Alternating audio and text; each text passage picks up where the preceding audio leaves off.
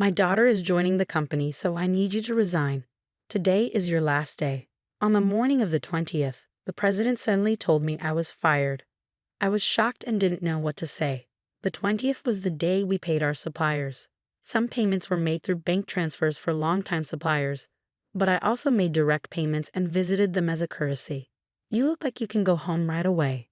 I'll give you the day off, just for you, so leave quickly," the president said. He pushed me out of the office, and the door shut with a snap right in front of my face. I didn't even know where to start to argue. "My name is Emily. I joined this family-owned paving company right after high school and worked as a clerical worker for 10 years. Well, until just now. The company had about 20 employees, and when the current chairman was the president, the workplace atmosphere was great. It was an easy place to work. The chairman, now retired, used to work closely with the younger employees, and his wife, Catherine, would come in every day to help with various tasks until he was hospitalized. Their daughter Kelly was skilled in both field and office work. Her husband was the site manager and was trusted by the on-site employees. Even though they were the founding family, they never acted superior or looked down on the employees.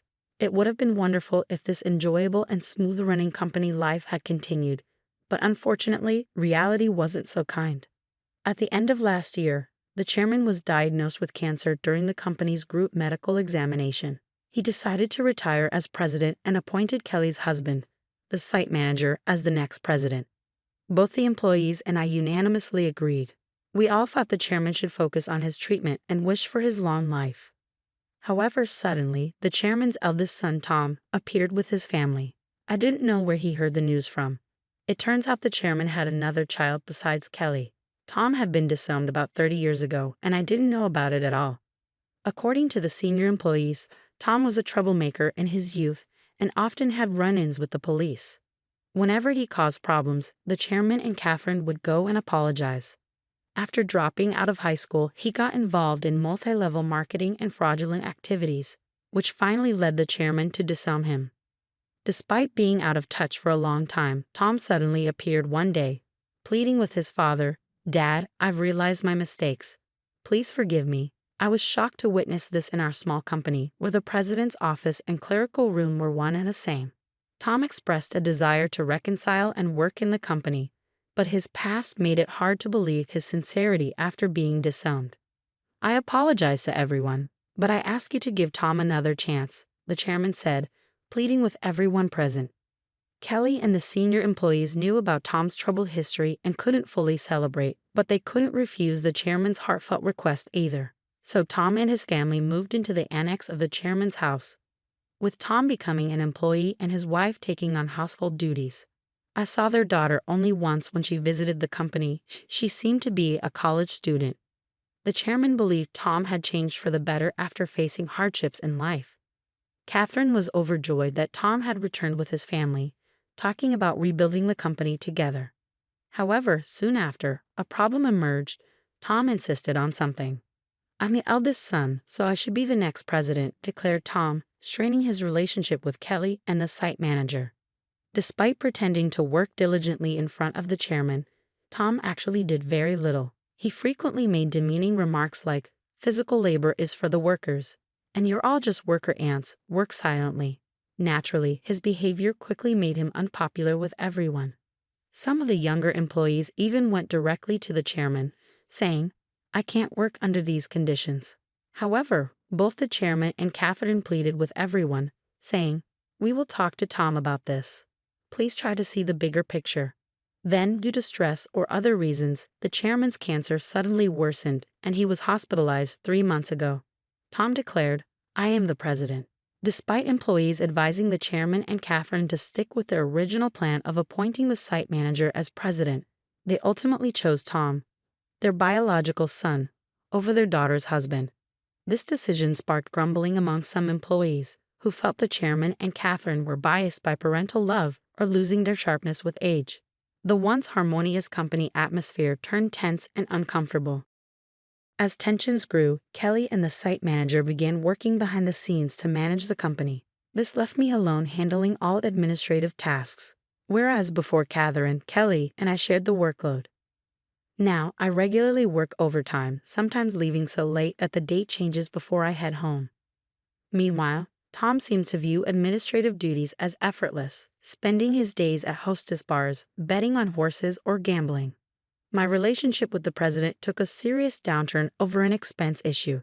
He had been using the company's credit card for personal dining and entertainment expenses, and I had been overlooking it to some extent. However, this time, the expense crossed a line. With apprehension, I handed the receipt back to him. "I can't approve this expense," I told him. "What? Why not?" he demanded. "This is for your wife's corrective underwear. It's not related to business, so it can't be expensed." As expected, the president's face flushed with anger. "Don't challenge me. She's the president's wife. It's natural for her to dress well. This is a valid expense." "No, that's not how it works. Your wife's underwear can't be considered a business expense." I stammered, struggling to comprehend how the president could justify a $4,000 expense for his wife's corrective underwear. His next suggestion left me even more bewildered. "Then let's turn selling corrective underwear into our new business venture. We'll categorize it as inventory, so it counts as an expense." The president seemed pleased with his idea, but I was at a loss for words. "We're a paving company," I managed to say. "So what? We can threaten clients that if they don't buy from us, we'll cancel their contracts. Everyone will buy. It's easy money, $2,000 for one, $4,000 for a set." The president chuckled loudly, but I felt horrified. "That's absolutely unacceptable. It will damage our credibility." I snapped at him in anger. From that moment on, I became the target of the president's disdain. Day after day, I endured constant berating from him. The situation became so difficult that I considered quitting many times. However, I continued to endure and work, driven by my loyalty to the chairman who had always supported me and my concern for the team who would struggle if I left. The truth was, I couldn't afford to lose my job suddenly either. I decided to tough it out until the right moment to move on. But then, unexpectedly, I was fired. If I quit abruptly now, it will cause problems for our clients, I thought to myself. Taking a deep breath, I gathered my courage and confronted the president. "I can't do this. I can't just leave without proper notice and handover. Even your daughter wouldn't be able to handle the workload. Besides, today is the day we need to handle payments," I said in one breath, fully expecting the president to erupt in anger. As expected, the president's face turned red with anger. "Shut up. I told you to resign because my daughter is joining the company. Today is your last day. As for the payment, let them wait until they come to collect it. There's no need to pay them up front." "Excuse me, isn't it normal to pay for something once you buy it?" I was shocked and explained it patiently, as if talking to a child. But the president responded with something so unreasonable that I couldn't believe he was being rational. "If that's the case, just threaten to switch suppliers. Tell them we won't make the payment this time, so they should give it to us for free." "What? That's not something we can do, is it?" I was so stunned that I couldn't find the right words to respond. "You're completely useless. My daughter has a college degree. She can handle office work easily. As family, she won't question my expenses like you do. You're all talk and no action. We don't need someone like you in our company. Leave now," the president sneered. It seemed clear he intended for his daughter to handle accounting so he could justify personal expenses as business expenses. "Oh, is that so?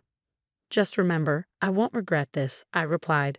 Words were futile at this point. My patience had worn thin. I quickly gathered my belongings and left the company, feeling sorry for our clients. I called Kelly, despite knowing Catherine and Kelly were busy with the chairman. This was urgent. I explained everything and trusted the rest to Kelly. Once I left the company, I suddenly found myself with nothing to do. Being fired without notice clearly violated labor standards laws. If I reported this to the Labor Standards Office, the company would be in trouble. Since our company was part of the middle company payment system, I could claim my severance pay and 1 month's salary. This system supports small and medium-sized enterprises that can't afford severance pay on their own. I didn't need to rush because I could apply within 5 years from my retirement date, and the Labor Standards Office had a 2-year statute of limitations. With my professional habits, I planned out the necessary procedures and timeline for retirement. I decided I could take it easy for at least a week. Lately, I had been working overtime and weekends nonstop, leaving no time for myself at home. There were many places I wanted to visit once I settled down, so I chose to go on a day trip to the beach for a refreshing break. After enjoying myself at the beach, I checked my phone in the locker and found several missed calls, emails, and voicemails. Among them, Kelly's email caught my attention. It said, "The payment process went smoothly. Everything is in order." I felt relieved. Despite the abruptness of my dismissal by the president, I couldn't shake the guilt of leaving my job in anger. Next, I listened to the voicemail from the company. It was the panicked voice of the president saying, "Hey, what's going on? They're saying I'm not the real president. Did you know about this? Explain yourself." After chuckling at his realization, I continued to check my emails and voicemails. Among them was a message from the chairman, so I promptly headed to the hospital. Arriving at the hospital room that evening, I found Catherine and the president already there. As soon as the chairman saw me, he greeted me from his bed. "Emily, I'm truly sorry for my foolish son."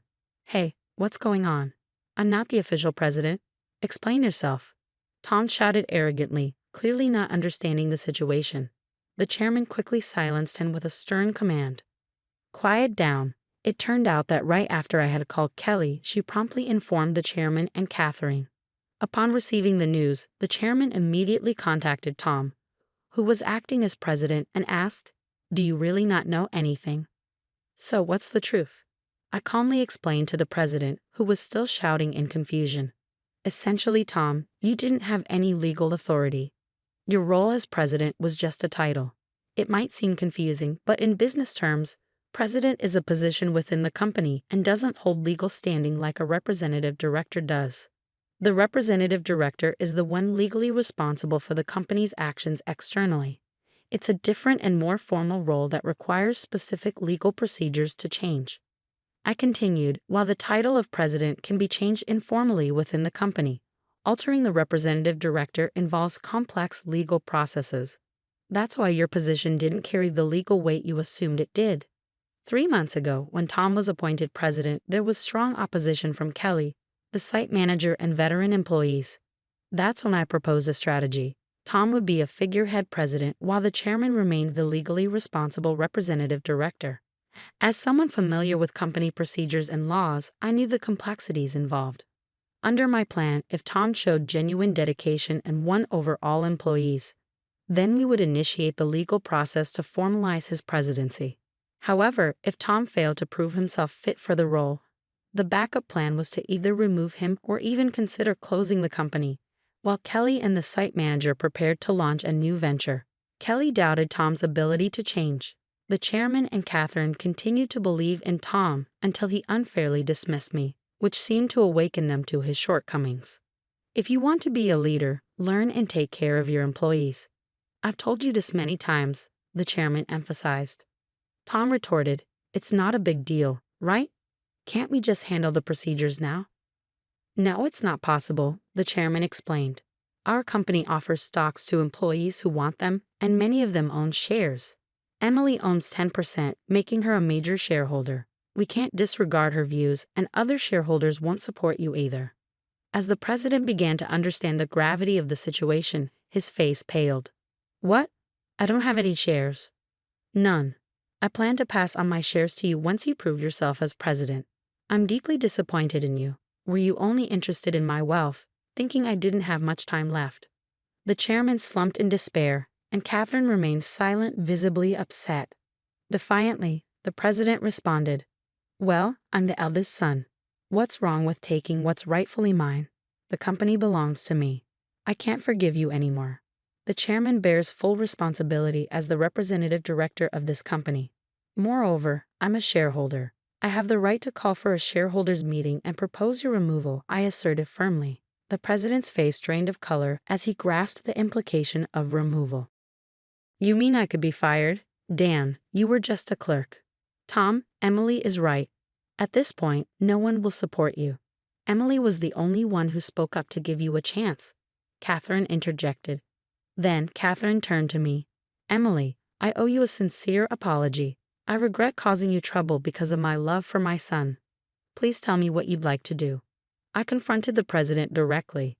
"Mr. President, I no longer wish to work under your leadership, so I am resigning immediately. However, I expect to receive my severance pay, along with 1 month's salary, including unpaid overtime and holiday pay.